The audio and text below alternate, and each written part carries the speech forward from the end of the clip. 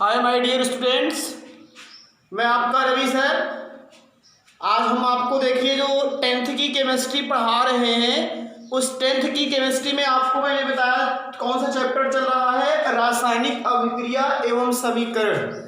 रासायनिक अभिक्रिया एवं समीकरण का जो चैप्टर है उसका आज हम आपको क्या करने जा रहे हैं, पार्ट 4 प्रोवाइड करने जा रहे हैं। कल हमने क्या किया था, आपको जो रासायनिक समीकरण हुआ करते हैं वो कैसे संतुलित किए जाते हैं उसकी मैंने विधियां आपको कल क्या किया था, बताया था। आज देखिए हम जो कल होमवर्क दिए थे उसको आपको बता रहे हैं। जो बच्चे क्या किए हैं, हल किए हैं, वो अपना मैच कर लें। जो बच्चे नहीं हल किए हैं यहाँ से उसको मिलान कर लें। ये चीज़ आप ध्यान दीजिएगा। और एक चीज़ भी बच्चे कुछ कमेंट कर रहे हैं कि सर इसमें अभिकारक और उत्पाद हमको नहीं समझ में आ रहा है, तो आप इतना याद रखा करो भैया कि जो ये तीर का निशान लगाया गया है इसके इस तरफ जितना होता है ये सब अभिकारक है, और ये तीर के इस तरफ बाद जो होता है वो उत्पाद होता है। क्योंकि ये तीर यही बताया किया करती है कि अब रिएक्शन हो चुका है और ये नया पदार्थ बना हुआ है, तो इसीलिए ये क्या होता है, उत्पाद होता है। अब जैसे इसमें ये प्लस है तो ये भी अभिकारक है, ये भी अभिकारक है। यहाँ प्लस साइन से मतलब ये नहीं कि दूसरा चीज हो गया, ये भी उत्पाद है और ये भी उत्पाद है। इस चीज को आप याद रखिए। Na है या Cl है तो ये NaCl और H2O ये भी क्या है, ये अभिकारक नहीं है, ये उत्पाद है आपका, ये भी पूरा उत्पाद है। तो मेरी बात समझ में आ गई होगी भाई, एकदम सीधी सीधी सी बात है। सोडियम और हाइड्रोक्लोरिक अम्ल ने क्रिया किया होगा तभी तो सोडियम क्लोराइड नमक और हाइड्रोजन गैस बनी होगी। तो ये सोडियम क्लोराइड और हाइड्रोजन गैस क्या है, उत्पाद है।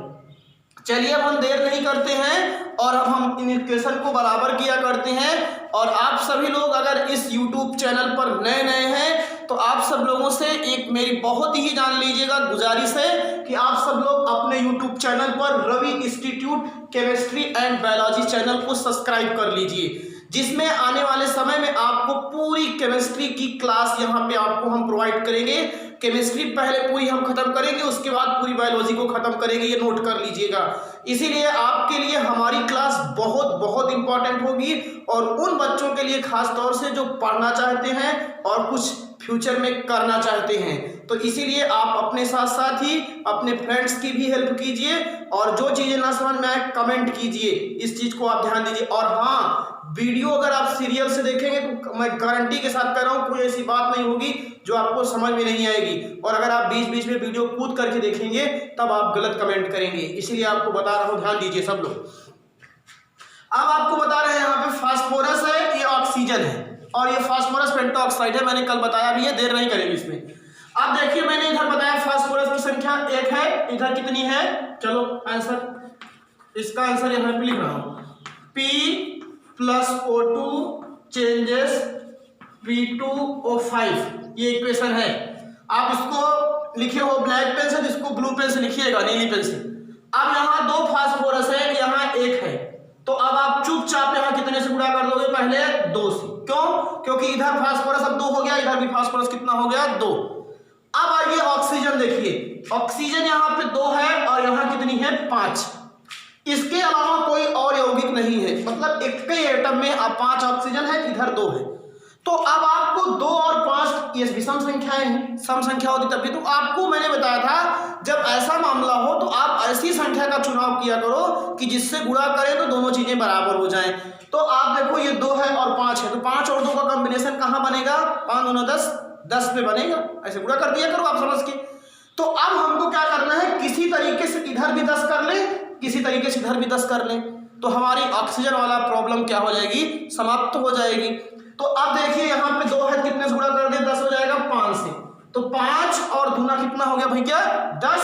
और अब इधर देखिए कितना है, 5 है, इधर कितने से हम आगे गुणा करेंगे, मान लो 1 से करेंगे तो 5 ही होगा, और अगर अब आप 2 से गुणा करोगे तो 5 और दूना कितना हो गया, 10। अब आप ऑक्सीजन को ध्यान से देखिए, यहाँ पे 5 और दूना कितना है, 10, और यहाँ पे 2 और 5 कितना हो गया, 10। क्लियर हुआ, एकदम क्लियर, समझ में आया। अब आप देखिए ऑक्सीजन 5 दूना 10 और फिर आपका 2 5 दूना 10, ये कंफर्म हो गया। लेकिन इंतजार कीजिए, मैंने कहा लास्ट तक देखा करो इक्वेशन, तब लिखा करो संतुलित। अब आप देखिए, अब आप फिर काउंट कीजिए, यहाँ 2 फास्फोरस है, लेकिन अब यहाँ देखिए 2 दूना 4 फास्फोरस हो गया, इसीलिए तो इसको हिट एंड ट्रायल विधि कहते हैं। एक बार लिखा जाता है और एक बार मिटाया जाता है। तो अब आप बताओ 5 दूना 10, 5 दूना 10, ऑक्सीजन तो बराबर है लेकिन फास्फोरस 2 दूना 4 है, तो यहाँ पे अब 2 दूना 4 है, तो इधर कितने से गुणा करेंगे 4 से, तो ये फास्फोरस हो गया 4। और ये जो इक्वेशन आपको मिल गया है, ये कैसा इक्वेशन मिल गया आपको, अब संतुलित समीकरण, ये इक्वेशन आपका है। चलिए नीचे वाले इक्वेशन को देखिए। नीचे वाले अगर इक्वेशन में देखोगे भैया तो यहाँ कार्बन 1 है, कार्बन यहाँ पे 1 है, ये देखिए इस तरफ भाई कार्बन 1 ही है, मेथेन है ना, ये यहाँ पे 1 कार्बन, इधर भी। अब चलिए हाइड्रोजन यहाँ कितनी है 4, कितनी हाइड्रोजन है 4, और इस तरफ हाइड्रोजन कितना है यहाँ पे 2, तो इधर तो 4 है, इधर कितनी है 2, तो अब हमको इधर बढ़ाना पड़ेगा, जिधर कम होता है उधर काम करते हैं, ये आप ध्यान दीजिएगा। तो अब इधर 4 है, इधर 2 है, तो इधर कितने से गुणा कर दें कि इधर भी 4 हो जाए भाई, इधर हम कितने से गुणा कर देंगे 2 से, तो 2 दूना 4। अब यहाँ हाइड्रोजन कितनी हो गई 4, देख लीजिए कार्बन 1 कार्बन 1, एक एक बराबर करते हैं शुरू से एकदम, और अब यहाँ 4 हाइड्रोजन, अब यहाँ पे 2 दूना 4, सॉरी इसी में हम लिख कर दे रहे हैं, आंसर दूसरा करके करें ज्यादा अच्छा है। CH4 प्लस O2, वो आपकी सुविधा के लिए है, CO2 और प्लस H2। कार्बन 1 बराबर है हाइड्रोजन 4, और यहाँ पे अब कितने से गुणा कर देंगे 2 दूना 4, हमारा कार्बन भी बराबर हो गया और हाइड्रोजन भी बराबर हो गया। अब बचा ऑक्सीजन, ऑक्सीजन काउंट कीजिए।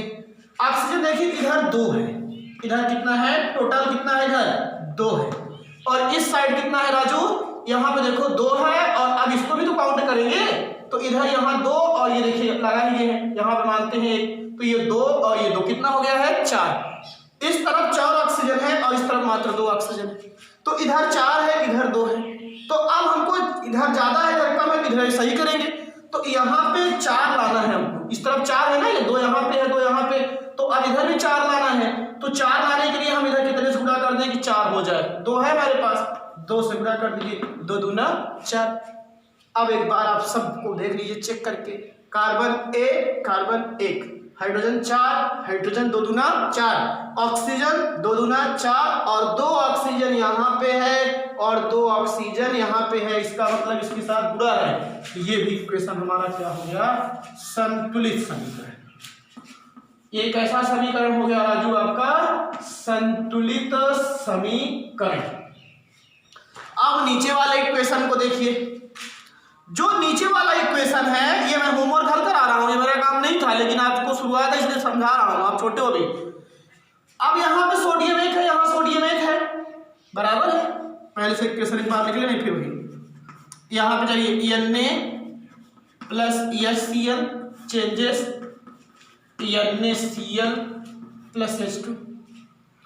अब आप ध्यान से देखिए तो यहाँ पे Na 1 है, यहाँ पे Na 1 है, इसमें देखो हाइड्रोजन यहाँ पे 1 है, लेकिन यहाँ कितनी हाइड्रोजन है 2, इस तरफ कितनी हाइड्रोजन है 2, तो अब आप देख रहे हो इधर 2 हाइड्रोजन है और इधर मात्र 1 हाइड्रोजन है, तो इधर कितने से गुणा कर देंगे 2 से। अब जैसे ही आप हाइड्रोजन को यहाँ पे 2 किया, अब आप सोडियम तो देखिए तो पहले मालूम, हाइड्रोजन 2 किया, यहाँ पे हाइड्रोजन 2 हो गया। अब चलिए क्लोरीन देखिए, क्लोरीन यहाँ कितना है 2, क्लोरीन कितना है 2, और यहाँ पे क्लोरीन कितना है 1। अब वो 1 है तो कुछ वजह सोचते होंगे यहाँ बढ़ा दें, यहाँ से फुर्सत ले लें, गलत किए हो। मैं पहले ही बताया हूँ नीचे संख्या नहीं बढ़ाई जाती, सामने फ्रंट पे, मतलब परमाणु अणु की संख्या ही परमाणु संख्या।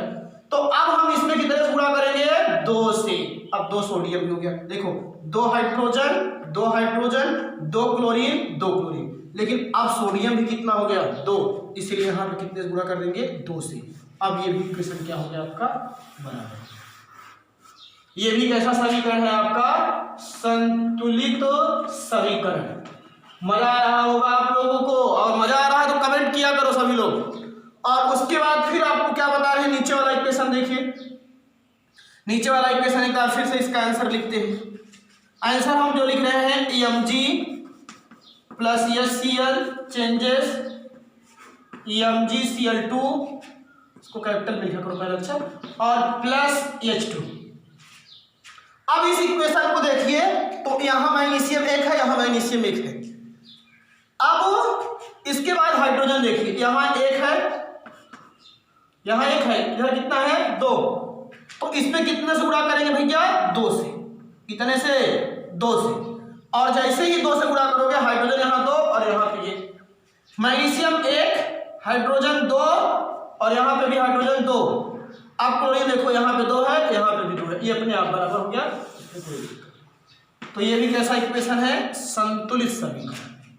कैसा समीकरण है ये, संतुलित समीकरण। तो अब जितने बच्चे मैंने होमवर्क दिया था, अगर वो लोग YouTube वीडियो पर इस पे देख रहे हैं लेक्चर को हमारे, तो अब कमेंट जरूर करेंगे कि हमारा 4 में कितना सही था।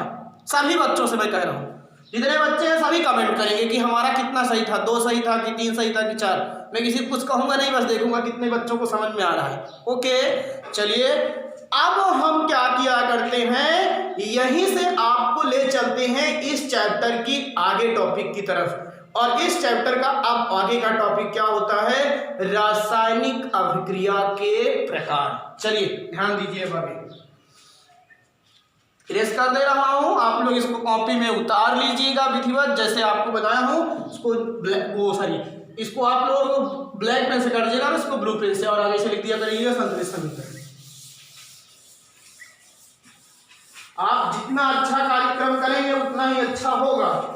और आप ध्यान दीजिएगा, बोर्ड की परीक्षा देने जा रहे हो और इसमें कोई दिक्कत है नहीं, इसलिए तन मन धन से लगो, कायदे से मेहनत करो।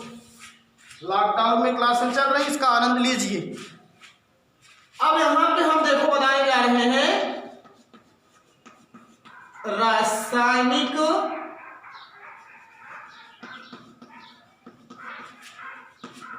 अभिक्रिया के प्रकार, types of chemical reaction. Types of chemical reaction. अब मेरी बात को ध्यान से सुनिए, जो अभिकारक होता है और जो उत्पाद होता है, अभिकारक और उत्पाद या अभिकारी परमाणुओं के मध्य जो ये संयोजन होता है या उनके मध्य जो अभिक्रियाएं हुआ करती हैं, वो एक कई रूपों में होती हैं। तो इसीलिए आप कह सकते हो कि रासायनिक अभिक्रिया को मुख्यतः निम्न भागों में बांटा जा सकता है। ऐसे हेडिंग बनेगी, फिर यहां आप लोग लिखेंगे रासायनिक अभिक्रिया को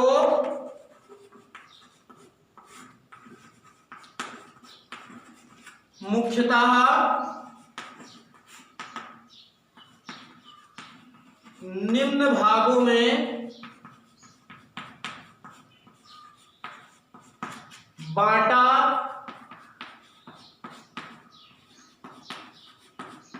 गया है। The chemical reactions has been divided into following types. यानी कि मतलब अगर आपसे पूछे what to how many types of chemical reaction, तो आप जवाब दीजिए the chemical reaction has been divided into following types. First, जो पहली अभिक्रिया हुआ करती है उसको हम लोग कहते हैं संयोजन या योगात्मक अभिक्रिया, एडिशन रिएक्शन इंग्लिश में। संयोजन या योगात्मक अभिक्रिया। दूसरी जो हुआ करती है भैया, उसका नाम होता है वियोजन या अपघटन, डिकम्पोजिशन अभिक्रिया। कॉम्बिनेशन एंड एडिशनल रिएक्शन, और ये क्या है आपका वियोजन या इसको हम लोग कह सकते हैं डिसोसिएशन। और तीसरी होती है विस्थापन, विस्थापन अभिक्रिया। और चौथी होती है द्विविस्थापन अभिक्रिया। चौथी कौन सी होती है? द्विविस्थापन अभिक्रिया। और पांचवी होती है आपकी ऑक्सीकरण एवं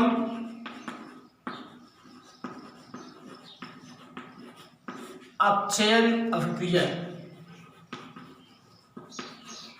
ये हाई स्कूल लेवल की बता रहा हूं ना। और छठी होती है उष्मा क्षेपी एक्सोथर्मिक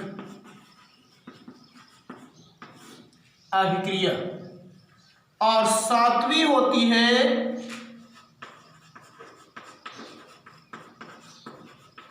उष्माशोषी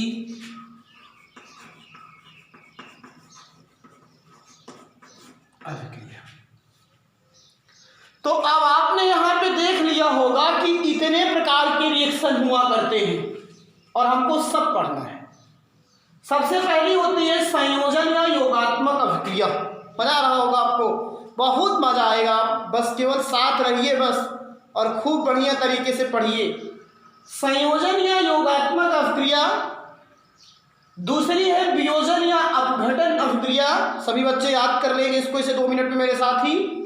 तीसरी होती है विस्थापन अभिक्रिया। चौथी होती है द्विविस्थापन अभिक्रिया। और फिर होती है ऑक्सीकरण एवं अपचयन अभिक्रिया। ऑक्सीकरण अपचयन अभिक्रिया मिलकर के ही क्या बनाती हैं? रेडॉक्स अभिक्रिया। क्या बनाया किया करती हैं? रेडॉक्स अभिक्रिया बनाती हैं। और अगली होती है आपकी उष्माक्षेपी अभिक्रिया। कौन सी? उष्माक्षेपी अभिक्रिया। और सातवीं होती है आपकी उष्माशोषी अभिक्रिया। तो इतनी प्रकार की क्या हुआ करती हैं? केमिकल रिएक्शन होते हैं आपकी। फिर से सुनिए, संयोजन या योगात्मक अभिक्रिया, वियोजन या अपघटन अभिक्रिया, विस्थापन अभिक्रिया, द्विविस्थापन अभिक्रिया, ऑक्सीकरण एवं अपचयन अभिक्रिया, उष्माक्षेपी अभिक्रिया, उष्माशोषी अभिक्रिया। तो इतने प्रकार के होते हैं। इसको एडिशनल रिएक्शन कहते हैं, इसको डिसोसिएशन या डिकम्पोजिशन रिएक्शन कहते हैं, इसको सब्स्टिट्यूशन रिएक्शन कहते हैं, और इसको हम लोग कहा किया करते हैं जैसे ये डबल सब्स्टिट्यूशन रिएक्शन है, और ये आयन एक्सचेंज रिएक्शन भी इसको बोलते हैं। ये ऑक्सीडेशन रिएक्शन है और रिडक्शन रिएक्शन है। ये एक्सोथर्मिक रिएक्शन है और ये एंडोथर्मिक रिएक्शन है। तो इतने प्रकार के रासायनिक अभिक्रियाएं हुआ करती हैं, और हम आज आपको पहली वाली बताने जा रहे हैं, संयोजन या योगात्मक अभिक्रिया। ध्यान से सुनिए मेरी बात, आप केवल ध्यान से सुनिए और पढ़िए और आनंद लीजिए, जिससे आपको मजा आएगा। इस बात को ध्यान दीजिएगा सब लोग। तो आपको हम अब बताने जा रहे हैं, मेरी बात को ध्यान दें। नंबर 1, और इसको आप इंटर में भी पढ़ने को मिलता है, संयोजन या वहां पे इसको संकलन अभिक्रिया भी कहते हैं, योगात्मक। और अभी कार्बनिक यौगिकों वाले भी चैप्टर में भी मिलेगा, जो कार्बन के यौगिकों रसायन है वहां पे भी मिलेगा। कार्बन एवं उसकी जो यौगिक आपके यहाँ जो चैप्टर है उसमें भी इसको देखने को मिलेगा थोड़ा, लेकिन वो कार्बनिक यौगिक के रिफरेंस में रहेगा। तो इसीलिए मैं बता रहा हूँ कि आपके लिए आसान नहीं है, सब जगह इंपॉर्टेंट है। तो कुछ नहीं करना है, आपको पढ़ना है। इस बात को आप ध्यान दीजिए। तो संयोजन या योगात्मक, संयोग जुड़ना, योग जुड़ना, यही इसका मतलब है। विज्ञान में शाब्दिक अर्थ अगर आप समझे रहते हैं तो आपको बातें अच्छी तरीके से समझ में आती हैं। इसीलिए आपकी जो लैंग्वेज होती है, वर्ड पावर होती है, उस पर पकड़ अच्छी होनी चाहिए, तब आपको और मजा आएगा पढ़ने में। संयोजन का मतलब होता है जुड़ना, योगात्मक का मतलब होता है जुड़ना। ये इसकी डिफिनेशन के रेफरेंस में मैं बता रहा हूं, ध्यान दीजिएगा कि इसका एकदम सीधा सीधा सा मतलब होगा वह रासायनिक अभिक्रिया जिसमें अभिकारी परमाणु आपस में जुड़कर, जितने भी अभिकारी होंगे सब जुड़ जाएंगे और जुड़ करके केवल एक पदार्थ का निर्माण करते हैं और उसी एक नए पदार्थ को ही हम लोग क्या कहा किया करते हैं, आप बताइए हमें, क्या? उत्पाद। और जब केवल सभी अभिकारी परमाणु जुड़ करके केवल एक नए उत्पाद का निर्माण करें तो वही अभिक्रिया कौन सी है? योगात्मक अभिक्रिया है। ये बात आप ध्यान दीजिए, एकदम सीधी सीधी सी बात आपको समझा दे रहा हूं, आप ध्यान दीजिए। जैसे आप कोई भोजन बनाना चाहते हो तो उसमें कई चीजें आप मिलाते हो। जैसे अभी आपको खीर बनानी है तो उसमें दूध है, मेवे है, चीनी है, सब मिलाएंगे और जब सब मिला दिए तो एक नया चीज बना और वो एक नया चीज क्या बना? खीर आपके साथ। वैसे ही यहाँ पे भी है, सब चीजें मिलेगी और मिल करके केवल एक उत्पाद बनेगा। इस अभिक्रिया की केवल एक ही पहचान यही है कि इसमें दाहिनी तरफ देखोगे तो केवल एक ही कंपाउंड रहेगा, एक यौगिक, बस। इसकी सबसे बड़ी पहचान, और आगे बढ़ा दें तो बहुत बड़ी चीज है, जान लीजिएगा, लेकिन अभी यहाँ पे इस चीज को नहीं बताया जा सकता है। पाई बॉन्ड टूटेगा, सिग्मा बॉन्ड बनेगा, ये सब चीजें अभी नहीं बताई जाती हैं, वो सब इंटरमीडिएट लेवल पे है। तो मैं डिफिनेशन लिख रहा हूं, वह रासायनिक अभिक्रिया, दीज आर केमिकल रिएक्शन, जिसमें समस्त अभिकारी परमाणु, मतलब जितने भी अभिकारी परमाणु होंगे, वह रासायनिक अभिक्रिया जिसमें समस्त अभिकारी परमाणु आपस में, ये आप ध्यान दीजिएगा, आपस में, आप बताइए क्या लिखिए, संयुक्त होकर, जुड़कर, योग करके, चाहे जो आप लिख लीजिएगा, तो वह रासायनिक अभिक्रिया जिसमें समस्त अभिकारी परमाणु आपस में जुड़कर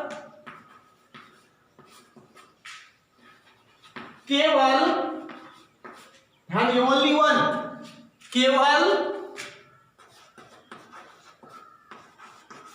एक ही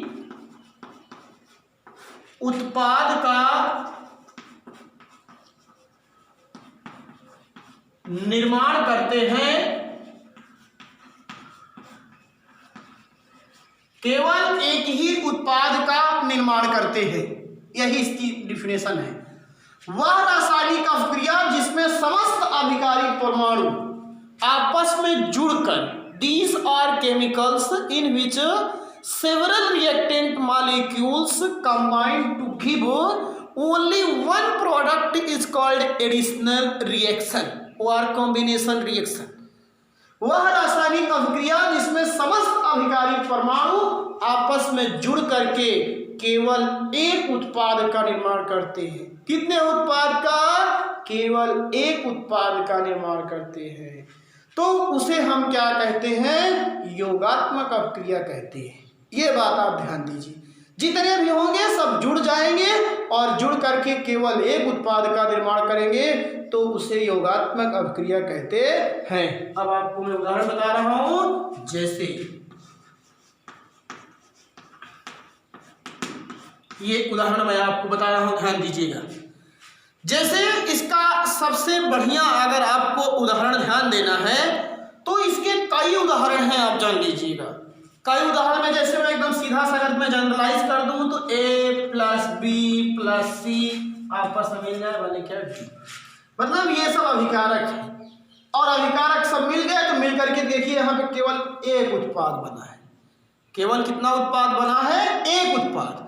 तो ये जान लीजिएगा आपके किसके अंतर्गत आएगा, जान लीजिएगा ये आपके किसके अंतर्गत आएगा? ये जनरल मैं बता रहा हूं, तो ये आपके योगात्मक अभिक्रिया के अंतर्गत आएगा।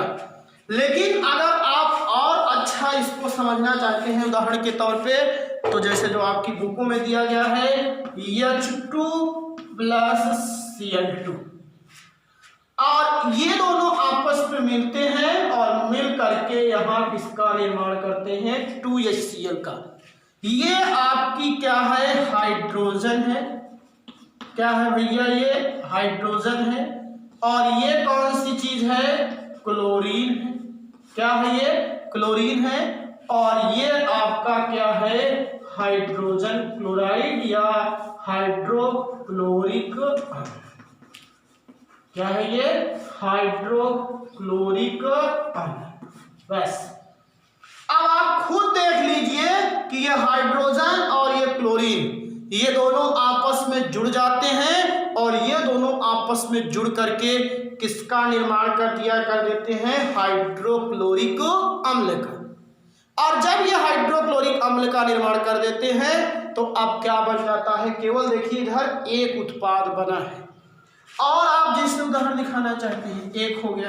दूसरा, जैसे अगर आप यहाँ पे लिख लें C2H4, C2H4 जो फार्मूला है ये किसका फार्मूला है, एथिलीन का। किसका है, एथिलीन का।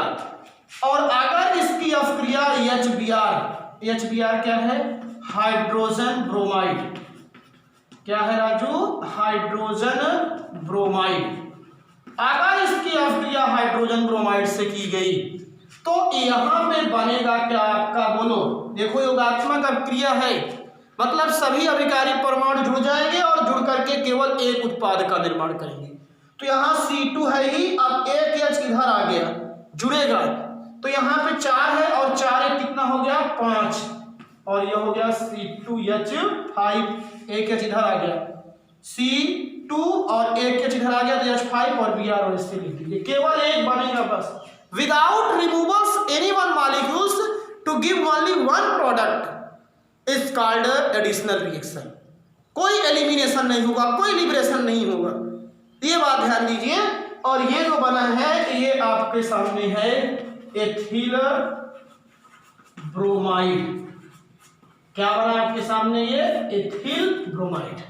ये सब फार्मूले हैं, ये सब आपको याद करना चाहिए। तो मेरे हिसाब से तो अब डिफिनेशन तो आपको क्लियर हो गई होगी। वह रासायनिक अभिक्रिया जिसमें समस्त अभिकारी परमाणु आपस में जुड़ करके केवल एक ही उत्पाद का क्या करते हैं, निर्माण करते हैं, उसे हम क्या कहते हैं, ध्यान दीजिएगा, उसे योगात्मक अभिक्रिया कहते हैं। उसे हम लोग कौन सी अभिक्रिया कहते हैं, योगात्मक अभिक्रिया कहते हैं। यही इसकी डिफिनेशन है।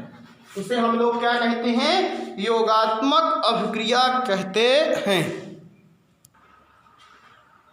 देखिए इसी योगात्मक अभिक्रिया का एक बहुत बढ़िया सा उदाहरण आपको और बता रहे हैं, जो आपकी किताब में मेंशन किया गया है, उसको बताया गया है और उसके साथ साथ उसका एग्जाम्पल्स भी क्या किया गया है, आपसे रीजनिंग के तौर पे पूछा गया है। जैसे एक रिएक्शन बता रहे हैं, तीसरा एग्जाम्पल एक होता है आपका, सब लोग जानते हो, कैल्शियम ऑक्साइड। कैल्शियम ऑक्साइड ये है, और एक होता है कैल्शियम हाइड्रोक्साइड। ये कैल्शियम ऑक्साइड है, इसको कली का चूना कहते हैं। और ये कैल्शियम हाइड्रोक्साइड है, इसे बुझा चूना कहते हैं। और एक होता है कैल्शियम कार्बोनेट, CaCO3, इसको हम लोग खड़िया कहते हैं। ये सब फार्मूले मैं आपको बताया हूं और जानते भी हैं। Calcium oxide, calcium hydroxide, calcium carbonate, ये कली का चूना है, ये बुझा चूना है, और ये चूना पत्थर, ये खड़िया है। इसका उपयोग जानते हो सब लोग, जो घर में पुताई की जाती है वहां पे किया जाता है। इस बुझे चूने का उपयोग जो लोग तंबाकू वगैरह खाते हैं उसके साथ किया जाता है। और इसके तो जानते हो खड़िया है ही, आपके सामने लिख ही रहे हैं। तो हम बता रहे हैं कि यही जब हम लोग घर पेंट करने लगते हैं तो यही चूना लाते हैं, और जैसे इसे पानी में आप डालते हो तुरंत ये क्या कर लेता है, जलने लगता है। और जब जल जाता है उसमें बहुत मात्रा में उष्मा निकलती है और फिर बना लेता है क्या, बुझा चूना। क्या बना लेता है, बुझा चूना। इसलिए उसको बुझ गया तो चूना, तो बुझा चूना। और फिर हम उसकी पेंटिंग कर दिए दीवार पे, और कुछ समय तो देखेंगे जैसे पेंट करोगे दीवार पे चूने के क्या होता है, कलर एकदम वाइट नहीं रहता है, लेकिन कुछ समय बाद यही जो बुझा चूना था जो पेंट किए वो कार्बन डाइऑक्साइड से क्रिया कर लेता है वायुमंडल की, और जब वायुमंडल की कार्बन डाइऑक्साइड से क्रिया कर लेता है तो बना लेता है कैल्शियम कार्बोनेट, और कैल्शियम कार्बोनेट बना लेने के कारण ही दीवार होती है वो सफ़ेदी और बढ़ जाती है। तो मैं इसका रिएक्शन आपको बता रहा हूँ, सुनिए ध्यान दीजिए। कैल्शियम ऑक्साइड, इसका रिएक्शन एकदम समझाऊंगा, ध्यान सुनिएगा। कैल्शियम ऑक्साइड की अभिक्रिया, ये घर पे सब लोग होता है अभिक्रिया, जल से करने पर, जब जल से क्रिया करोगे तब बुझा चूना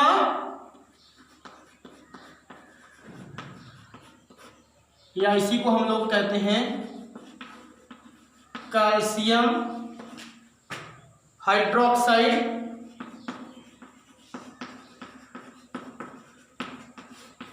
बुझा चूना या कैल्शियम हाइड्रोक्साइड एवं उष्मा प्राप्त होती है। यही कारण है कि जब पानी उबलने लगता है उष्मा प्राप्त होती है। ये लैंग्वेज है जो जरूरी है। कह रहे हैं कि कैल्शियम ऑक्साइड की अभिक्रिया जल से करने पर बुझा चूना कैल्शियम हाइड्रोक्साइड एवं उष्मा हीट ना तेज खोलने लगता है, हाथ डाल देंगे हाथ भी जल जाएगा आपका, उष्मा प्राप्त होती है।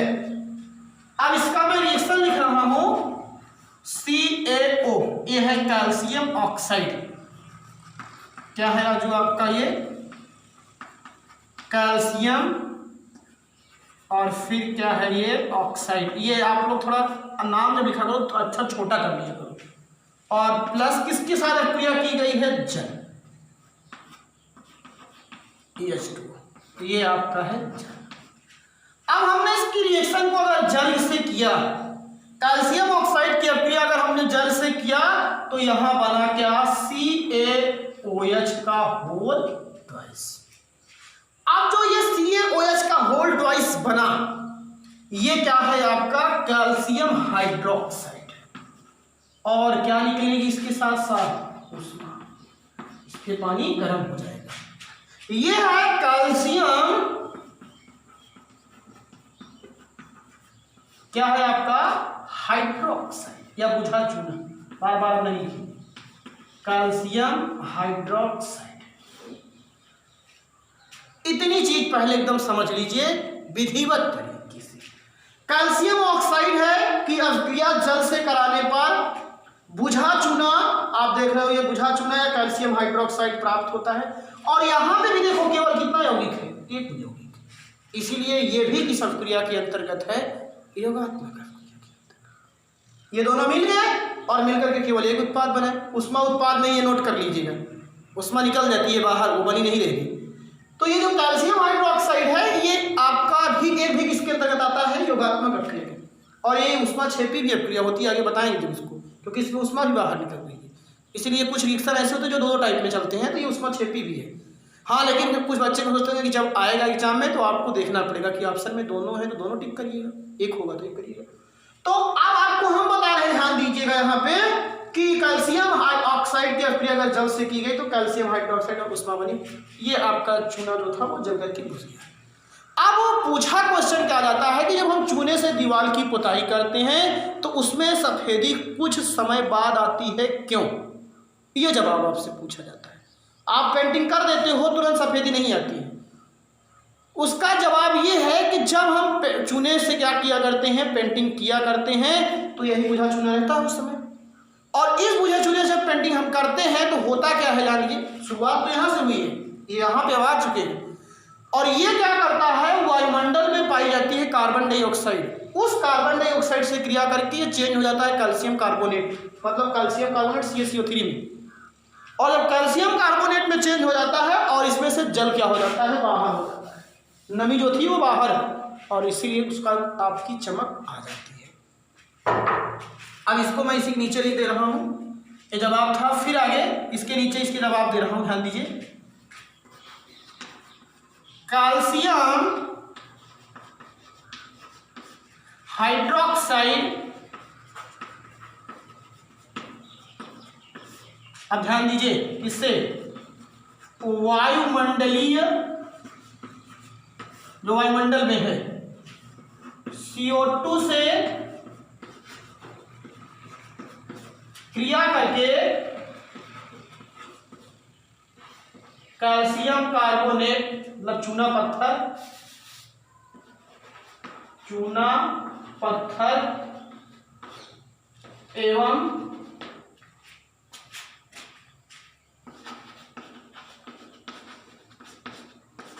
जल का निर्माण कर लेता है, या जल तो बाहर निकल जाएगा, जिससे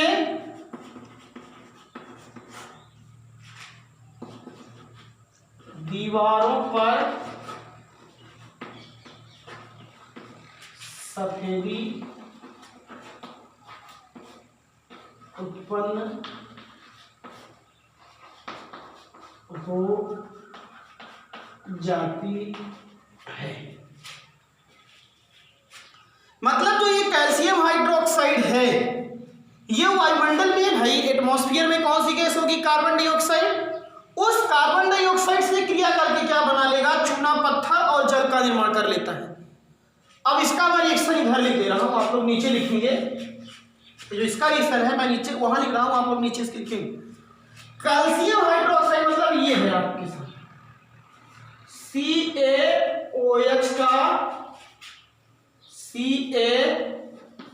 CaOH का होल ट्वाइस। अब ये किससे क्रिया करेगा, कार्बन डाइऑक्साइड। ये कार्बन डाइऑक्साइड कहां से मिली इसको, एटमॉस्फेयर से, वायुमंडल से। और अब देखिए Ca और इसमें से एक O और यहां से CO2, ये हो गया CaCO3। यही है चूना पत्थर या कैल्शियम कार्बोनेट या खड़िया या संगमरमर, चाहे जिस नाम से कहिए, चूना पत्थर, और बाहर क्या हो जाएगा, H2O। और अब इसी के कारण ही ये क्या उत्पन्न कर देता है, सफेदी रंग दे देता है। अब आपको बात समझ में आ गई होगी। तो पूरी बात हम आपको एकदम फिर से समझा देते हैं। आज आपको शुरुआत किया, बहुत अच्छा टॉपिक शुरू हो गया, जान लीजिएगा।